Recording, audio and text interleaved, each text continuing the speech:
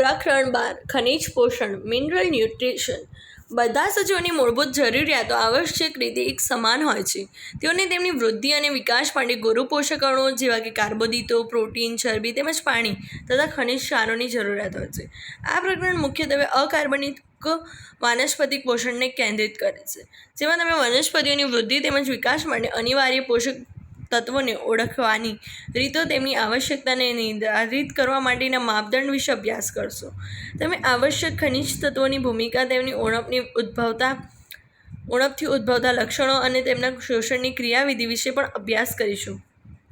આ પ્રકરણમાં તમને સંક્ષિપ્તમાં જૈવિક નાઇટ્રોજન સ્થાપનની ક્રિયાવિધિ અને તેની અગત્ય વિશે માહિતગાર કરાવીશું. વનસ્પતિઓમાં ખનિજ તત્વોની આવશ્યકતાઓના અભ્યાસની પદ્ધતિઓ. Methods to study the mineral requirement of plants. Julius મોનસેચ 1860 એક અગ્રણી જર્મન વનસ્પતિ શાસ્ત્રીએ સૌપ્રથમ દર્શાવ્યું કે વનસ્પતિઓને ભૂમિ કે જમીનની ગેરહાજરીમાં પોષણ દ્રાવણમાં પુખ્તાવસ્થા સુધી ઉછેરી શકાય છે. વનસ્પતિઓને પોષણ દ્રાવણમાં ઉગાડવાની આ તકનીક જલ સંવર્ધનના નામથી પ્રચલિત છે. ત્યારબાદ કેટલીક ઉચ્ચ કક્ષાની રીતો કે પદ્ધતિઓ પ્રયોગશાળામાં ઉપયોગમાં લેવાયેલી છે, જેનાથી વનસ્પતિઓ માટે ખનિજ પોષક તત્વોની આવશ્યકતા નક્કી કરવામાં આવે છે. ઉપરોક્ત બધી જ પદ્ધતિઓના પ્રયોગના નિષ્કર્ષ દ્વારા જણાયું છે કે વનસ્પતિઓને ભૂમિ વગર પોષક દ્રાવણમાં ઉગાડી શકાય છે. આ પદ્ધતિઓમાં શુદ્ધ કરેલ પાણી તેમજ ખનિજ પોષક તત્વોની આવશ્યકતા હોય છે. શું તમે સમજાવી શકો છો કે તે કેમ આટલું આવશ્યક છે? શ્રેણીબદ્ધ પ્રયોગોના અંતે વનસ્પતિના મૂળને પોષક દ્રાવણમાં રાખવામાં આવે અને તત્વોને ઉમેરીને, દૂર કરીને કે વિવિધ સાંદ્રતા જાળવીને વનસ્પતિના વૃદ્ધિ માટે યોગ્ય એવું પોષક દ્રાવણ પ્રાપ્ત થાય છે. આ રીત દ્વારા આવશ્યક ખનિજ તત્વોની ઓળખ થાય છે અને તેઓની ઉણપના કારણે ઉદ્ભવતા લક્ષણોનું સંશોધન થયું. જલ સંવર્ધનની તકનીક દ્વારા શાકભાજી જેવી કે ટામેટા, બીજબીન, કાકડી અને સલાડ કચુંબર માટે વપરાતી શાકભાજી લેટ્યુસ ને વ્યાપારિક ઉત્પાદનના હેતુથી સફળતાપૂર્વક ઉગાડી શક્યા છીએ. એ ધ્યાન રાખવા યોગ્ય બાબત છે કે વનસ્પતિની ઇષ્ટતમ વૃદ્ધિ માટે પોષક દ્રાવણને પ્રચુર વાયુમય માધ્યમમાં રાખવામાં આવે છે. જો દ્રાવણમાં હવાનું પ્રમાણ ઓછું હોય તો શું થાય? જલ સંવર્ધનની તકનીકીને આકૃતિ 12.1 અને 12.2 માં દર્શાવેલ છે.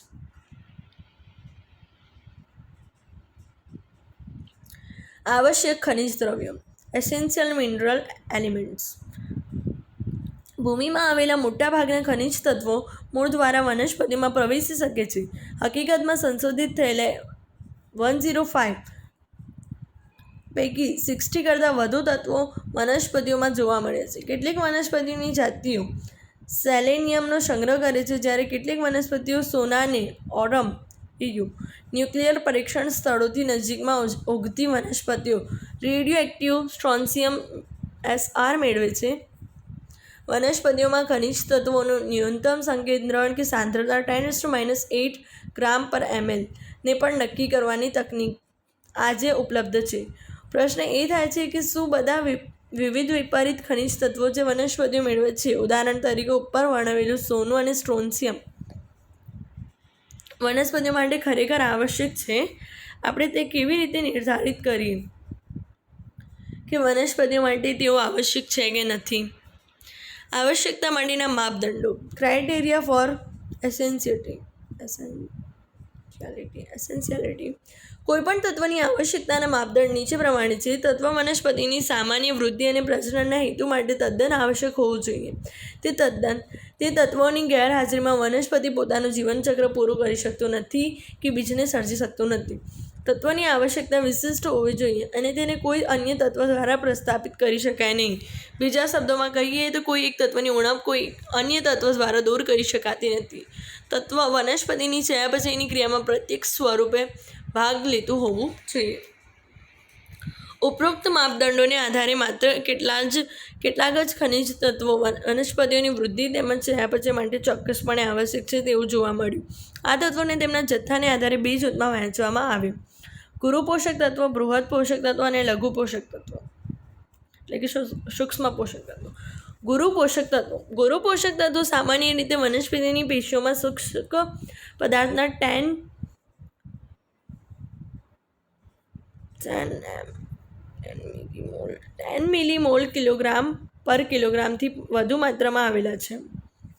આ જૂથમાં સમાયેલા ગુરુ પોષક તત્વો carbon, hydrogen, oxygen, nitrogen, phosphorus, sulphur, potassium, calcium અને મેગ્નેશિયમ છે. તેમાંથી કાર્બન, હાઇડ્રોજન અને ઓક્સિજન મુખ્યત્વે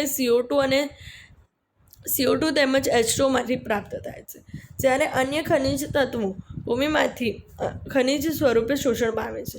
લઘુ પોષક તત્વો સૂક્ષ્મ પોષક તત્વો અથવા લેશ તત્વો કે જેની આવશ્યકતા ઓછી માત્રામાં હોય છે. શુષ્ક વજનના 10 મિલીમોલ પર કિલોગ્રામથી ઓછી માત્રામાં.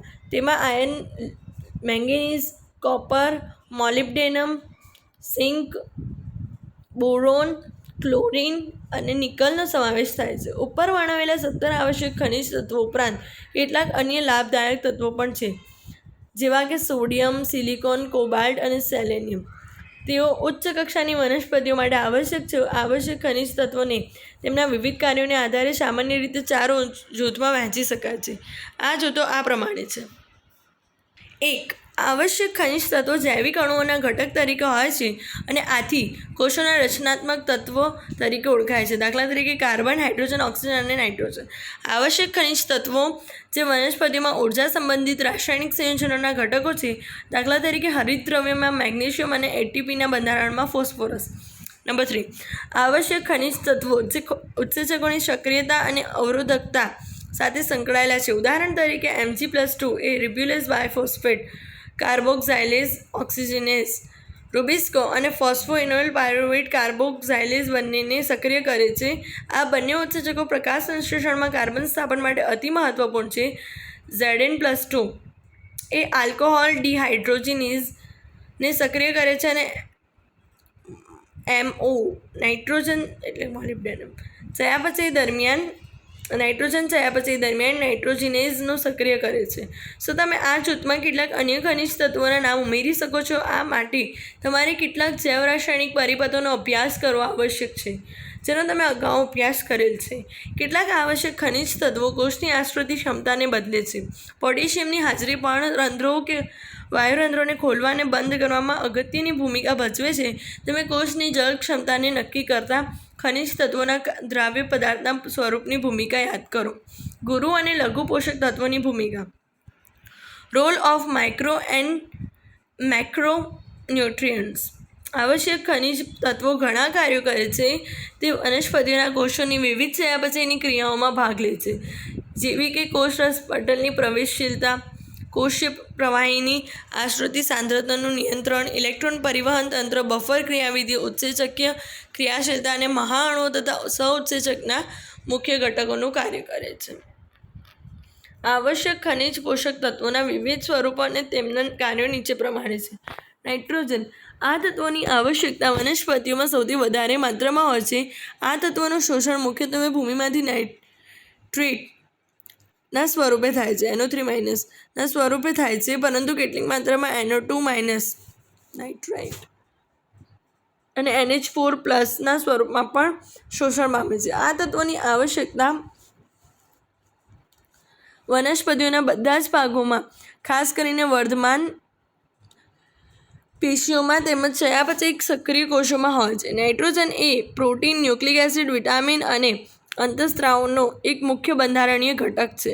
ફોસ્ફરસ. ફોસ્ફરસ વનસ્પતિઓ દ્વારા ફોસ્ફેટ આયનો H2PO4-1, H2PO4-2 ના સ્વરૂપે જમીનમાંથી શોષાય છે. ફોસ્ફરસ કોષરસ પટલ, કેટલાક પ્રોટીન, બધા જ ન્યુક્લિક એસિડ અને ન્યુક્લિયોટાઇડનો બંધારણીય ઘટક છે તથા બધી જ ફોસ્ફોરાયલેશન પ્રક્રિયા માટે જરૂરી છે. પોટેશિયમ. વનસ્પતિઓ દ્વારા તેઓનું શોષણ પોટેશિયમ આયનના સ્વરૂપે થાય છે. તેની જરૂરિયાત વનસ્પતિઓની વર્ધમાન પેશીઓ, કલિકાઓ, પર્ણો અને મૂળાગ્રમાં વધારે માત્રામાં હોય છે. પોટેશિયમ કોષોમાં ધનાયન, ઋણાયન સંતુલન કે આયનિક સંતુલનને જાળવવામાં મદદરૂપ થાય છે. તે પ્રોટીન સંશ્લેષણ, વાયુરંધ્રો કે પર્ણરંધ્રોની ઉઘાડબંધની ક્રિયાઓમાં, ઉત્સેચકની સક્રિયતામાં અને કોષોની આસનતાની જાળવણીમાં મદદરૂપ છે.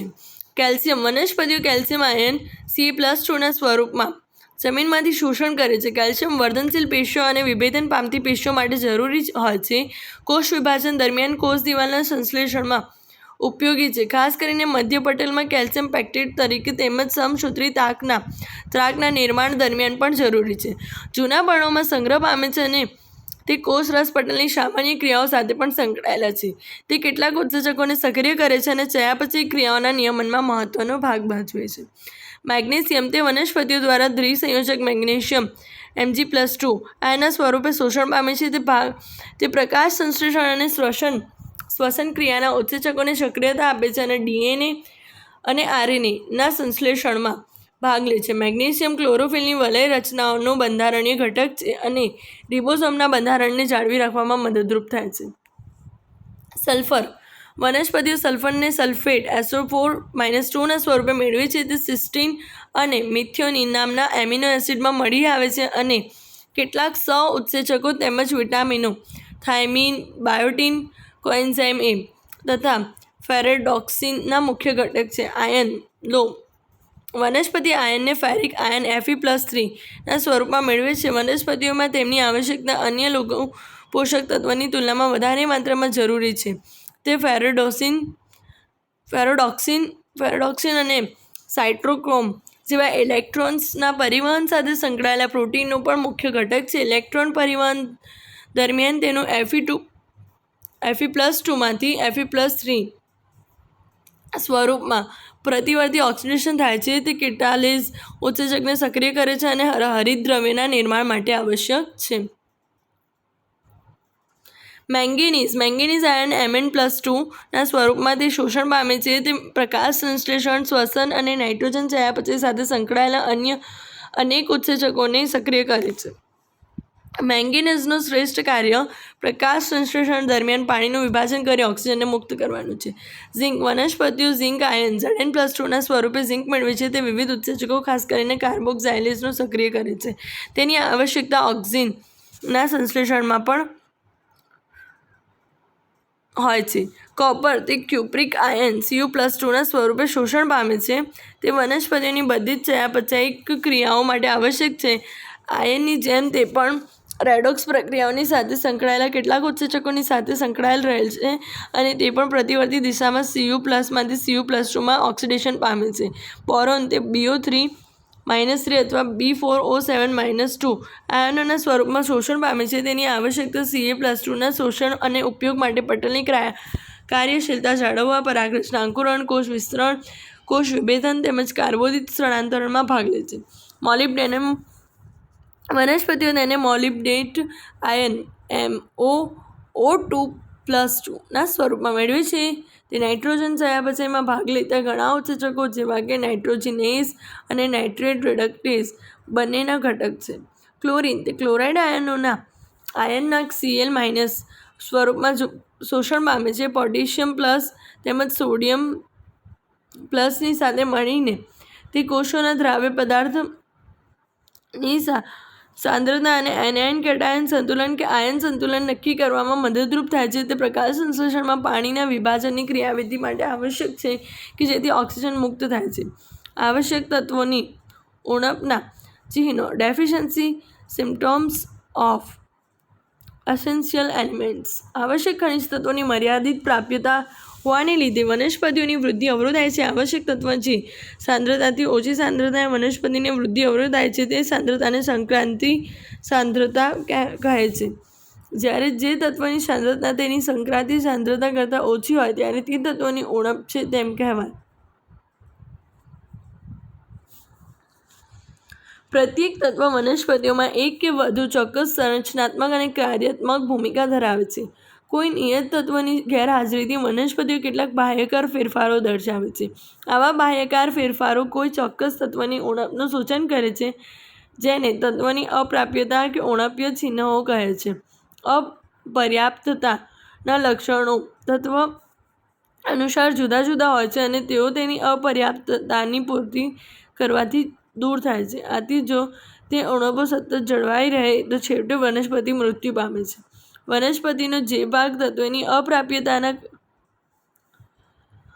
લક્ષણો દર્શાવે છે તેનો આધાર તત્વની વહનશીલતા પર રહેલો છે. વનસ્પતિઓમાં સક્રિય રીતે વહન પામતા તત્વો જે તરુણ વિકાસશીલ પેશીઓમાં નિકાશિત થાય છે તેવા કિસ્સામાં અપર્યાપ્તતા લક્ષણ ચિહ્નો જીર્ણ પેશીઓમાં પહેલાં જોવા મળે છે. ઉદાહરણ તરીકે નાઇટ્રોજન, પોટેશિયમ અને મેગ્નેશિયમની ઉણપના લક્ષણો સૌપ્રથમ જીર્ણ પામેલ પર્ણોમાં જોવા મળે છે.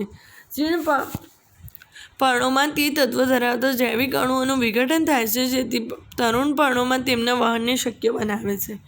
જ્યારે તત્વ અવહનશીલ હોય છે અને પરિપક્વ અંગોમાંથી બહાર નીકળતા નથી, ત્યારે અપર્યાપ્તતાના લક્ષણો તરુણ પેશીમાં પહેલાં જોવા મળે છે. ઉદાહરણ તરીકે સલ્ફર અને કેલ્શિયમ તત્વ, જે કોષના સંરચનાત્મક ઘટકના ભાગરૂપે છે, આમ તેઓ સરળતાથી છૂટા પડતા નથી. વનસ્પતિના ખનિજ પોષણનું આ પાસું કૃષિ વિદ્યા અને બાગાયત વિદ્યા માટે આવશ્યક અને મહત્વપૂર્ણ છે. વનસ્પતિઓ દ્વારા દર્શાવાતા ઉણપીય લક્ષણોમાં ક્લોરોસિસ, નેક્રોસિસ, વનસ્પતિની કુંઠિત વૃદ્ધિ, સમયે પર્ણો અને કલિકાઓનું ખરી પડવું અને કોષ વિભાજનને અવરોધે વગેરેનો સમાવેશ થાય છે. ક્લોરોફિલના ઘટાડો કે વ્યય થવાથી પર્ણો પીળા બને છે, તેને ક્લોરોસિસ કહે છે. આ લક્ષણ nitrogen, potassium, magnesium, sulphur, iron, manganese, zinc અને મોલિબ્ડેનમની ઉણપને લીધે સર્જાય છે. એ જ રીતે કેલ્શિયમ, મેગ્નેશિયમ, કોપર અને પોટેશિયમની ઉણપને કારણે નેક્રોસિસ એટલે કે પેશીઓનું મૃત્યુ, ચોક્કસપણે પર્ણની પેશીઓનું નાઇટ્રોજન, પોટેશિયમ, સલ્ફર તેમજ મોલિબ્ડેનમનો અભાવ કે તેમના ઓછા પ્રમાણને કારણે કોષ વિભાજન અવરોધાય. કેટલાક તત્વો જેવા કે નાઇટ્રોજન, સલ્ફર તેમજ મોલિબ્ડેનમની સાંદ્રતા ઓછી થવાને કારણે વનસ્પતિઓમાં પુષ્પસર્જન વિલંબાય છે. ઉપરોક્ત વર્ણનથી તમે જોઈ શકો છો કે કોઈપણ તત્વની ઉણપને કારણે ઘણા લક્ષણો જોવા મળે છે, અને આ એકસરખા લક્ષણો એક કે ઘણા વિવિધ તત્વોની ઉણપથી ઉદ્ભવે છે. આમ ઉણપ પામતું તત્વ ઓળખવા માટે વનસ્પતિના વિવિધ ભાગોમાં જોવા મળતા લક્ષણોનો અભ્યાસ કરવો પડે છે અને પ્રમાણિત કોષ્ટક સાથે તુલના કરવી પડે છે. આપણે એ વાતની પણ જાણકારી રાખવી પડે છે કે એક તત્વની ઉણપ જુદી જુદી વનસ્પતિઓમાં ભિન્ન લક્ષણોની પ્રતિક્રિયા દર્શાવે છે. લઘુ પોષક તત્વોની વિષારીતા, ટોક્સિસિટી ઓફ માઇક્રોન્યુટ્રિયન્ટ્સ. લઘુ પોષક તત્વોની જરૂરિયાત ન્યૂનતમ માત્રામાં હોય છે, જ્યારે થોડીક માત્રાની ઉણપથી પણ ઉપજન્ય ચિહ્નો ઉદ્ભવે છે, તથા તેઓની માત્રામાં અલ્પ માત્રામાં પણ જો વધારો થાય તો તે વિષારીતા ઉત્પન્ન કરે છે. બીજા શબ્દોમાં કહીએ તો સાંદ્રતાઓના સંકીર્ણ વિસ્તાર કે જેમાં કોઈ તત્વ અનુકૂળતમ હોય. કોઈપણ ખનિજની તે સાંદ્રતા જો પેશીના શુષ્ક દળમાં 10% ઘટાડો થાય તો તેને તેની વિષારીતા ગણવામાં આવે છે. આવી તે સંક્રાંતિ સાંદ્રતા વિવિધ લઘુ પોષક તત્વોની વચ્ચે ભિન્ન હોય છે. વિષારીતાના લક્ષણો ઓળખવા મુશ્કેલ છે. અલગ અલગ વનસ્પતિઓના તત્વોની વિષારીતા સ્તર ભિન્ન હોય છે. કોઈક વાર કોઈ એક તત્વનું પ્રમાણ બીજા તત્વના અંતર્વહનને અવરોધે છે. ઉદાહરણ માટે પીળાશ પડતી શિરાઓ દ્વારા વાદળી કે જાંબલી રંગના ડાઘાઓ દેખાય છે, જે મેંગેનીઝની વિષારીતાનું મુખ્ય લક્ષણ છે. તે જાણવું આવશ્યક છે કે આયર્ન તેમજ મેગ્નેશિયમની સાથે મેંગેનીઝનો પ્રવેશ અને ઉત્સેચકની સાથે જોડાવા માટે મેગ્નેશિયમ અને આયર્ન વચ્ચે સ્પર્ધા થાય છે. મેંગેનીઝ પરોહાગ્રમાં કેલ્શિયમના શોષણને પણ અવરોધે છે, જેથી મેંગેનીઝનું વધુ માત્રાને લીધે વાસ્તવમાં આયર્ન, મેગ્નેશિયમ અને કેલ્શિયમની ઉણપ સર્જાય છે. આમ જે લક્ષણ આપણને મેંગેનીઝની ઉણપના પ્રતીત થાય છે તે ખરેખર લો આયર્ન, મેગ્નેશિયમ અને કેલ્શિયમની ઉણપથી જોવા મળે છે. શું આ જ્ઞાન ખેડૂતો, માળીઓ કે તમારા કિચન ગાર્ડનમાં તમારા માટે મહત્વનું છે? Yes, it's useful. તત્વોના શોષણની ક્રિયાવિધિ, mechanism of absorption of element. વનસ્પતિઓ દ્વારા તત્વોની શોષણની ક્રિયાવિધિનો અભ્યાસ અલગ તારવેલા કોષો, પેશીઓ કે અંગોમાં કરવામાં આવે છે. પ્રથમ તબક્કામાં આયનોનું અપદ્રવ્ય પદ દ્વારા કોષના મુક્ત અવકાશ કે બાહ્ય અવકાશમાં ઝડપથી અંતઃગ્રહણ થાય છે, જે નિષ્ક્રિય વન છે. બીજા તબક્કામાં આયનોનું કોષના આંતરિક અવકાશમાં ધીમું વહન થાય છે, જે સંદ્રવ્ય પદ છે. અપદ્રવ્ય પદમાં આયોનિક નિષ્ક્રિય વહન સામાન્ય રીતે આયન માર્ગો તથા પારપટલ પ્રોટીન જે પસંદગીમાન છિદ્ર તરીકે વર્તે છે તેના દ્વારા થાય છે. બીજી તરફ સંદ્રવ્ય પથમાં આયનોનો પ્રવેશ અને નિકાલ માટે ચયાપચયિક ઉર્જાની આવશ્યકતા હોય છે કે જે એક સક્રિય પ્રક્રિયા છે. આયનોના વહનને સામાન્ય રીતે ફ્લક્સ કહે છે. તેઓ કોષોની અંદરની તરફ વહન પામે તો તેને ઇનફ્લક્સ અને કોષોની બહાર વહન પામે તો તેને ઇફ્લક્સ કહે છે. તે તમે પ્રકરણ 11માં અભ્યાસ કર્યો છે. વનસ્પતિઓમાં ખનિજ ક્ષારોનું શોષણ અને વહન કેવી રીતે વહન થાય છે. દ્રાવ્ય પદાર્થોનું સ્થળાંતરણ, ટ્રાન્સલોકેશન ઓફ સોલ્યુટ્સ. ખનિજ ક્ષારો જલવાહકના માધ્યમથી પાણીના ઉર્ધ્વ પ્રવાહીની સાથે વહન પામે છે, જે વનસ્પતિમાં બાષ્પોત્સર્જનથી સર્જાતા ખેંચાણ બળ દ્વારા ઉપરની તરફ પાણી ઉર્ધ્વગમન પામે છે. જલવાહક રસના વિશ્લેષણથી ખનિજ ક્ષારોની હાજરીને તેમાં જાણી શકાય છે કે તેઓ ખનિજ ક્ષારો ધરાવે છે. વનસ્પતિઓમાં રેડિયો સમસ્થાનિકના ઉપયોગથી પણ તે પ્રમાણિત કરી શકાય છે કે ખનિજ તત્વો વનસ્પતિઓમાં જલવાહકના માધ્યમથી પરિવહન પામે છે. તમે જલવાહકના માધ્યમથી પાણીના વહનની ચર્ચા પ્રકરણ 11માં કરી ચૂક્યા છો. ભૂમિ આવશ્યક તત્વોના સંચય સ્થાન તરીકે, soil as reservoir of essential element. મોટાભાગના ખનિજો વનસ્પતિઓની વૃદ્ધિ તેમજ વિકાસ માટે આવશ્યક છે અને તેઓ ખડકોના તૂટવાથી તેમજ ક્ષરણ પામવાથી વનસ્પતિઓના મૂળને તેમની પ્રાપ્ત થાય છે. આવી પ્રક્રિયાઓ ભૂમિને દ્રાવ્ય આયનો અને અકાર્બનિક ક્ષારોથી સમૃદ્ધ કરે છે. તેઓ ખડકોમાં રહેલા ખનિજો દ્વારા પ્રાપ્ત થાય છે, જેથી વનસ્પતિ પોષણમાં તેઓની ભૂમિકાને ખનિજ પોષણ કહેવાય છે. ભૂમિ ઘણા બધા પ્રકારના પદાર્થો ધરાવે છે. ભૂમિ માત્ર ખનિજની પ્રાપ્યતા કરતી નથી, પરંતુ નાઇટ્રોજન સ્થાપન કરનારા જીવાણુ અને અન્ય સૂક્ષ્મ જીવોને સંરક્ષણ આપે છે, પાણીનો સંગ્રહ પણ કરે છે તેમજ મૂળને હવાની પ્રાપ્યતા બક્ષે છે તથા વનસ્પતિઓનું સ્થાપન કરવા માટેનો આધાર આપે છે.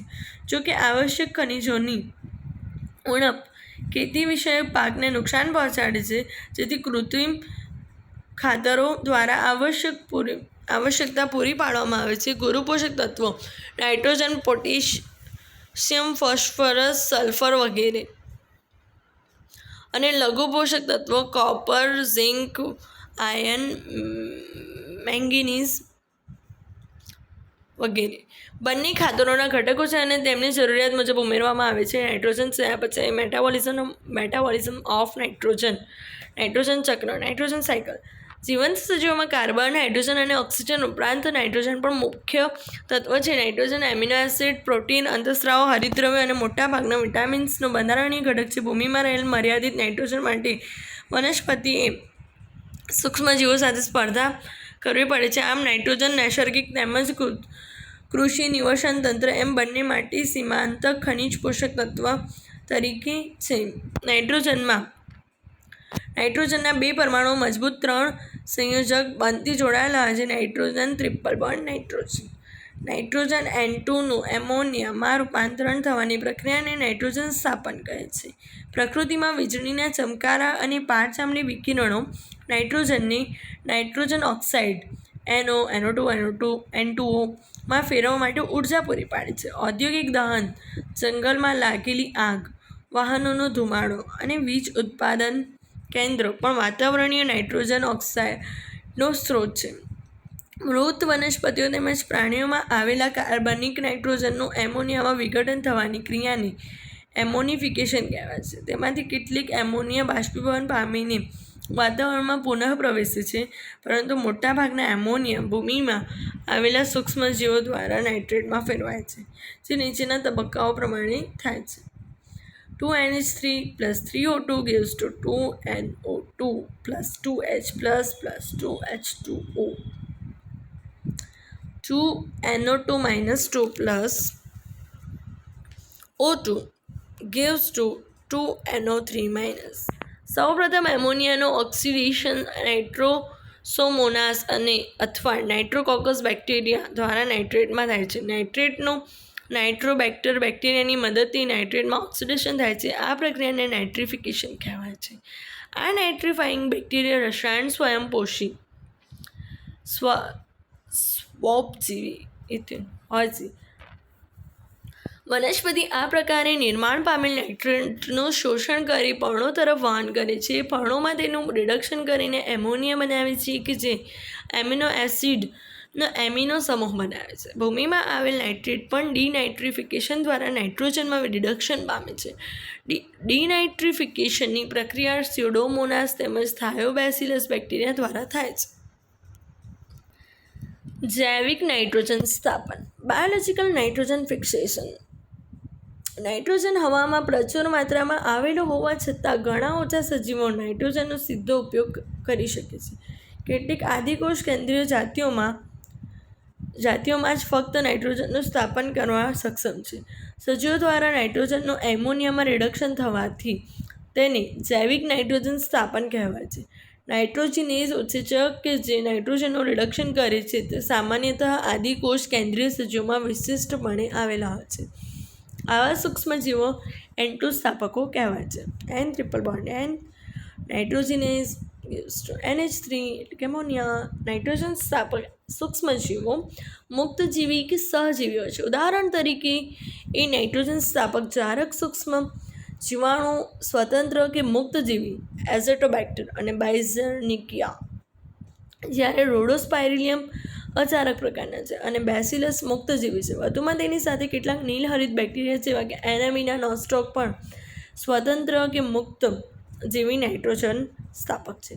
સહજીવી જૈવિક નાઇટ્રોજન સ્થાપન. Symbiotic biological nitrogen fixation. સહજીવી જૈવિક નાઇટ્રોજન સ્થાપન કેટલાક પ્રકારોનું જૂથ જાણીતું છે. આ બધામાં મુખ્યત્વે સિમ્બી વનસ્પતિઓના મૂળ અને બેક્ટેરિયા વચ્ચે સંબંધ સ્થપાયેલો હોય છે.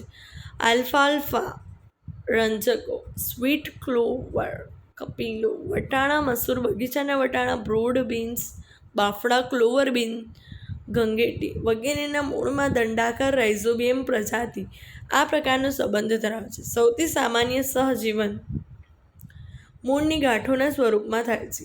આ ગાંઠો મૂળ પરના બહિર્ભૂત ભેદ છે.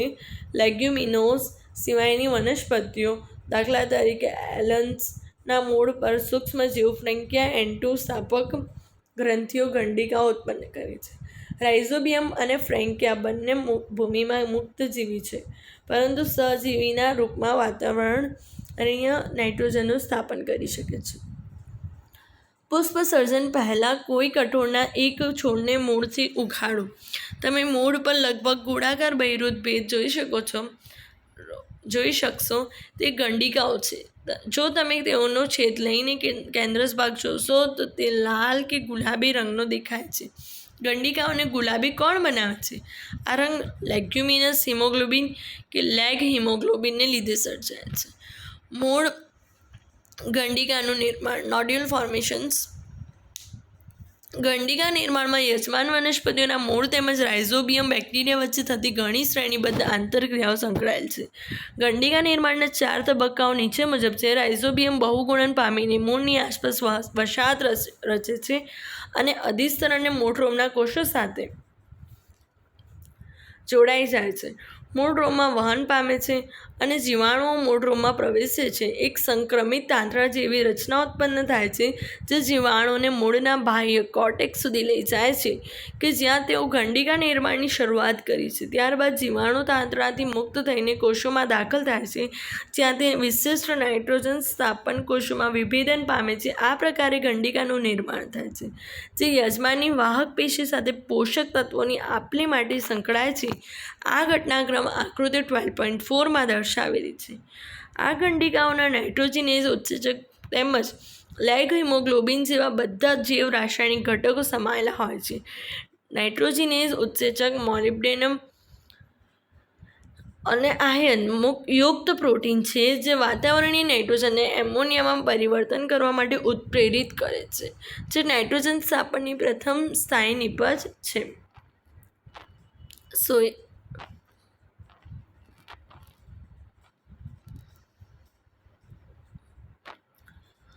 N2 plus 8 electron plus 8H plus 16 ADP gives to 2NH3 plus H2 plus 16 ADP plus 16 phosphorus atom. નાઇટ્રોજિનેઝ ઉત્સેચક આણ્વિક oxygen પ્રત્યે અત્યંત સંવેદનશીલ હોય છે અને તેને અજારક વાતાવરણની આવશ્યકતા હોય છે. ઉત્સેચકને ઓક્સિજનથી રક્ષિત કરવા માટે ગંડિકા દ્વારા અનુકૂલન સાધેલું હોય છે. આ ઉત્સેચકોની સુરક્ષા માટે ગંડિકાનો એક ઓક્સિજન ગ્રાહી ધરાવે છે, જેને લેગ હિમોગ્લોબિન કહે છે. તે એક રસપ્રદ બાબત છે કે મુક્તજીવી અવસ્થાઓમાં આવા સૂક્ષ્મજીવો જારક પ્રકારના હોય છે જ્યાં નાઇટ્રોજિનેઝ ક્રિયાશીલ હોતો નથી, પરંતુ નાઇટ્રોજન સ્થાપનની ઘટના દરમિયાન તેઓ અજારક બને છે. આથી નાઇટ્રોજિનેઝ ઉત્સેચકની સુરક્ષા કરે છે. ઉપર દર્શાવેલ સમીકરણમાં તમે નોંધ્યું કે નાઇટ્રોજિનેઝ દ્વારા એમોનિયાના સંશ્લેષણ માટે ખૂબ જ વધુ ઉર્જાની અનિવાર્યતા હોય છે. એક NH3 અણુ માટે 8 ATP જોઈએ. આથી જરૂરી ઉર્જા તેઓ યજમાન કોષોમાં થતા શ્વસનમાંથી મેળવે છે. એમોનિયાનું ભાવિ ફેટ ઓફ એમોનિયા. એમોનિયાના દેહધાર્મિક રીતે નિયત pH આંકી નત્રલીકરણ પ્રોટોનીકરણ પામ્યા બાદ NH4+ એમોનિયમ આયનમાં રૂપાંતરિત થાય છે. જ્યારે મોટાભાગની વનસ્પતિઓ નાઇટ્રેટ તેમજ એમોનિયમ આયનને પણ આયનની જેમ સંચિત કરી શકે છે. પછી તે વનસ્પતિઓ માટે વિષકારક બને છે અને આથી વનસ્પતિઓ તેઓને સંચિત કરી શકતી નથી. આવો આપણે જોઈએ કે વનસ્પતિઓમાં એમોનિયમ આયન કઈ રીતે એમિનો એસિડોનું સંશ્લેષણ કરવા માટે ઉપયોગી છે. આમ થઈ શકવા માટે મુખ્ય 2 પરિપથો છે. એક રિડક્ટિવ એમિનેશન. આ પ્રક્રિયામાં એમોનિયા આલ્ફા કીટો ગ્લુટેરિક એસિડની સાથે પ્રક્રિયા કરીને ગ્લુટામિક એસિડ બનાવે છે. નીચે આપેલા સમીકરણમાં સૂચિત થાય છે. Alpha keto glutaric acid plus NH4+ plus NADPH. Glutamate dehydrogenase gives to glutamate plus H2O plus NADP. 2. Transaminations. આમાં એક એમિનો એસિડમાંથી એમિનો સમૂહનો અન્ય કીટો એસિડના કીટો સમૂહમાં સ્થળાંતર થવાની પ્રક્રિયા સંકળાયેલી છે. ગ્લુટામિક એસિડ મુખ્ય એમિનો એસિડ છે કે જેમાંથી એમિનો સમૂહ સ્થળાંતરણ પામે છે અને આ એમિનો સમૂહ દ્વારા બીજા એમિનો એસિડનું નિર્માણ ટ્રાન્સએમિનેશન દ્વારા થાય છે. ટ્રાન્સએમિનેઝ ઉત્સેચક આ રીતની બધી જ પ્રક્રિયાઓને પ્રેરિત કરે છે. ઉદાહરણ માટે વનસ્પતિઓમાં એસ્પરજીન અને ગ્લુટામિન 2 મુખ્ય એમાઇડ મળી આવે છે જે પ્રોટીનનો રચનાત્મક ભાગ છે. તેઓ 2 એમિનો એસિડ ક્રમશઃ એસ્પાર્ટિક એસિડ અને ગ્લુટામિક એસિડમાંથી પ્રત્યેકની સાથે એમિનો સમૂહ જોડાઈને કે ઉમેરીને નિર્માણ પામે છે. આ પ્રક્રિયામાં એમિનો એસિડનો હાઇડ્રોક્લોરિક સમૂહ અન્ય NH2 મૂલકથી વિસ્થાપિત થાય છે. એમાઇડ્સ કે જે એમિનો એસિડ કરતાં વધુ નાઇટ્રોજન ધરાવે છે, આમ તેઓ જલવાહક પેશીઓ દ્વારા વનસ્પતિના અન્ય ભાગોમાં સ્થળાંતરિત થઈ જાય છે. વધુમાં કેટલીક વનસ્પતિઓ જેવી કે સોયાબીનની ગંડિકા ઉત્સેદનના પ્રવાહની સાથે સ્થાયી નાઇટ્રોજનનો યુરિટ્સના સ્વરૂપે નિકાલ પામે છે. આ સંયોજનો કાર્બનની તુલનામાં નાઇટ્રોજનનું વધુ પ્રમાણ ધરાવે છે.